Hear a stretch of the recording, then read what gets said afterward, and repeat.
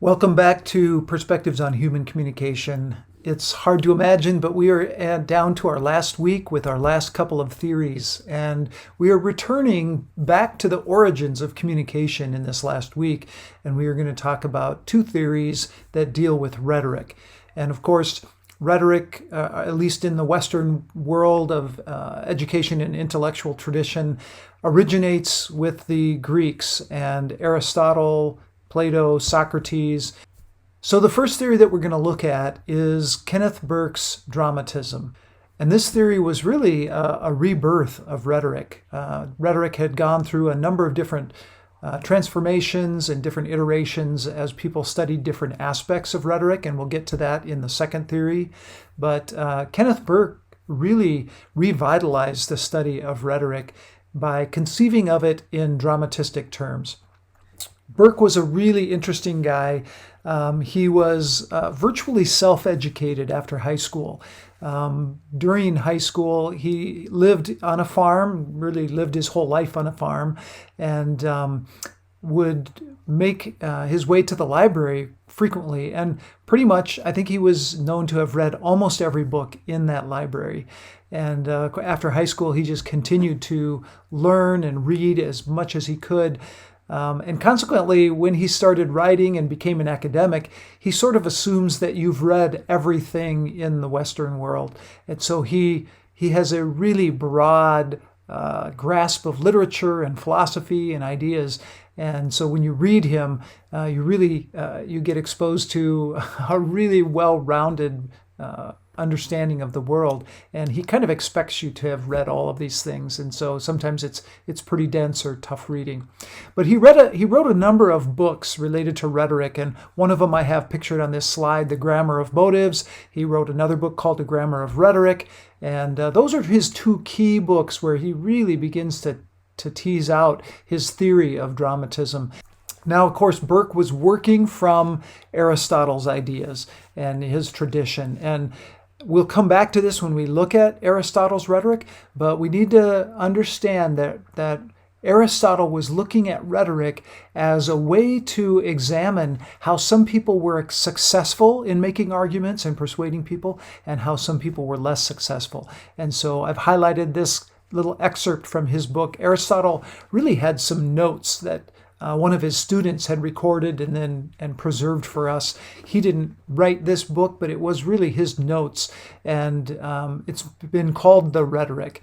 Aristotle did write some other things, and we have full volumes of his writings, but really The Rhetoric is just a series of notes that come from his academy. And so he said that rhetoric was the study of all of the available means of persuasion in a given situation.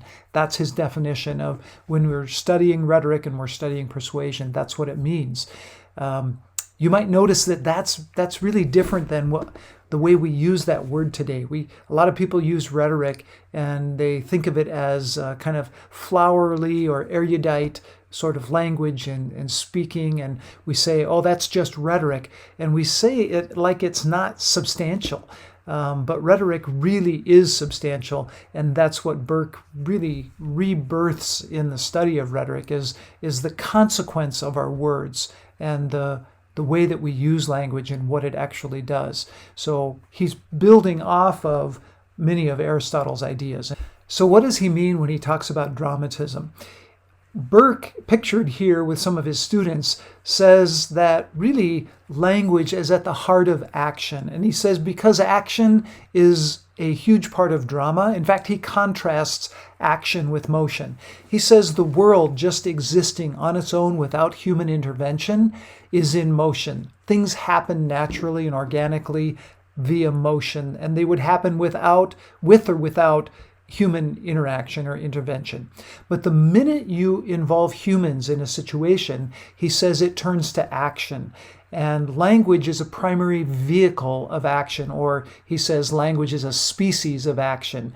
It's symbolic action. So we create things in our words and in our language. So here are some the assumptions that go with his theory of dramatism. One is that humans are language using or symbol using and creating creatures. And we sometimes consciously and sometimes unconsciously use those symbols to produce social action or social roles. And so that's why language is tied up in this theory. It's a really important aspect. It is the aspect or the foundation of dramatism, is how we use language. A second assumption is that we encounter the world through what he calls terministic screens.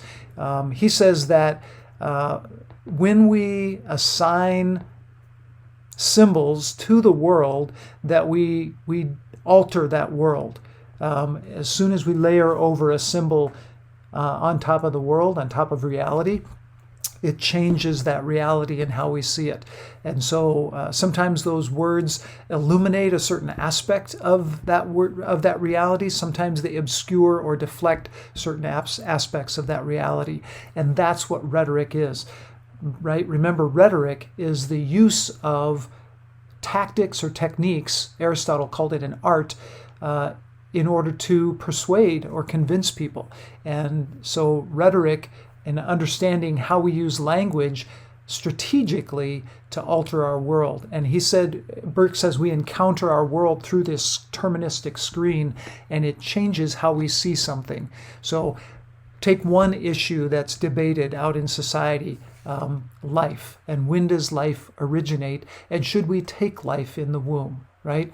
And depending on how you label that situation, we can call people who are trying to preserve those babies' lives in the womb, we can call them pro-life activists, or we can call them anti-choice activists, right? So depending on how you label them, it's going to change completely how you see it. So is it a pro-life movement, or is it an anti-choice, anti-abortion movement? And depending on how we label it, it completely changes how we perhaps see that reality.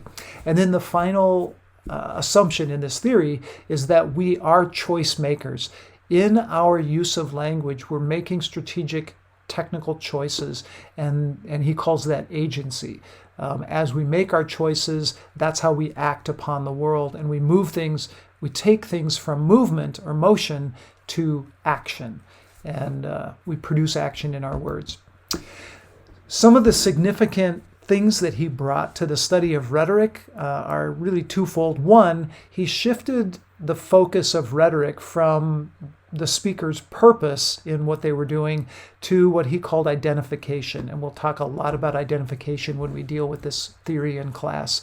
But he says all of the available things that we're doing in trying to convince people and an argument, producing an argument, he said that they really all circle around or hinge upon this idea of identification, of persuasion and convincing people of things in rhetoric.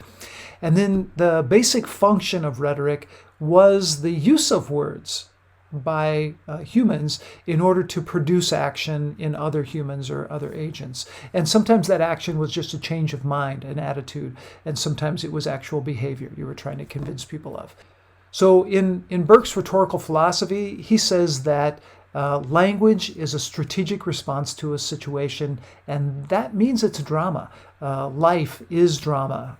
Shakespeare is famous for saying that, all the world is a stage, right? And Burke would agree with him that life in our use of language constitutes drama and dramatic action. So it's necessary then for us to understand the relationship between symbols and that action, how we take symbols and produce them and produce action. So in his words, he says, in order to act wisely, we have to name the friendly or unfriendly functions and relationships in such a way that we're able to do something about them. And so he's going to give us a model in his pentad that helps us understand what people are doing in their language. So verbal symbols then become meaningful acts. And when we step back and survey and analyze those acts, those human actions that use language, he says we can then interpret or derive the motives behind the action. And so you put all of the pieces together, that's really what we're after. And remember, one of the, in the rhetorical perspective, the primary goal or purpose behind a rhetorical perspective is to discern motive. And that understanding comes from Burke and his idea of dramatism. We will pick up this theory in class and play a lot with his model of the pentad and try to understand that. We'll see you then.